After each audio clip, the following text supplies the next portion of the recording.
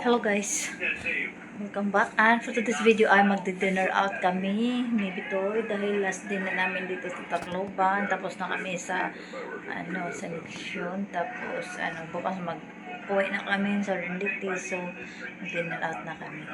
So titingnan natin kung saan kami mag-dinner out. Samahan nyo kami guys. Let's go. Nasa baba na pala si Bitoy, nauna na. So anyway guys, nag-try lang pala kami papuntang Sibmore. Sibmore nga pala ang plano namin magkain dahil may gusto kaming kainin na budol fights doon.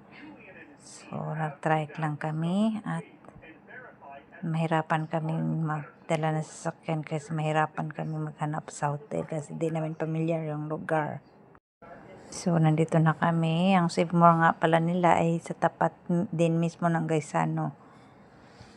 Ayan yung view, Sibmore, at yung tapat is Gaisano Mall. So dumiretso na nga pala kami sa loob dahil kain lang naman ang pinunta namin dito. At napunta na kami diretso dito sa Sizzling Restaurant pala kami ang pinunta namin dahil may budol fight sila dito. So habang si Bitoy ay nag-order, ako naman ay nakaupo lang nag-video. Sizzling stick pala dito. So dito rin kami nag-lunch kahapon, ay nag-dinner pala. So ngayon dinner pa rin.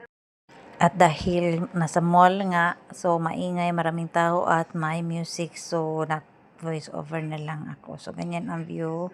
Pag nandito ka sa second floor sa Sizzling Stick, ay makikita mo rin ang view ng Gaisano Mall sa tapat.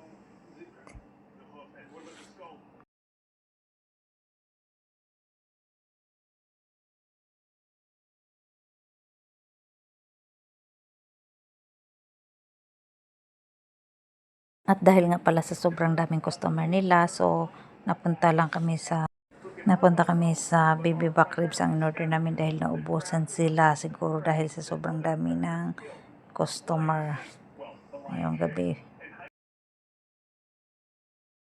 At dahil pagkatapos namin kumain ay napunta pa si Bitoy sa CR, so nandito ako naghintay, nag-video din ako sa tabi na restaurant na ang daming customer din. At pagkatapos ay umuwi na kami agad dahil yun lang ang sadya namin dito, mag-dinner out.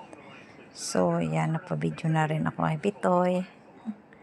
Siya muna ang cameraman ko. So yan, pauwi na kami at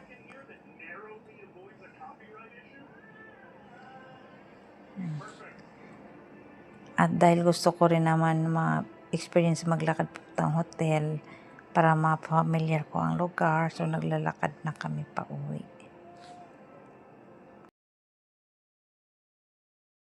Kaso sa sobrang layo na nilalakad namin, lumagpas na pala kami, nawala na pala kami. Sa katagalan maglakad ay nag-trike na kami kasi napagod na kalakad, nawala kami. So nag-trike na kami at tumaan kami dito sa 7-Eleven na malapit sa hotel at mabili ng mga kakain at mainom sa gabi. So pagkatapos dito ay umuwi na kami agad sa hotel. So ayan, nandito na kami sa hotel na inistihan namin. Ito nga pala siya.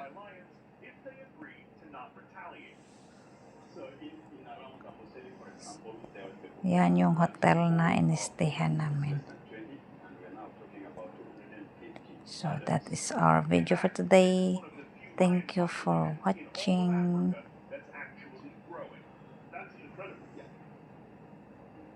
See you next time.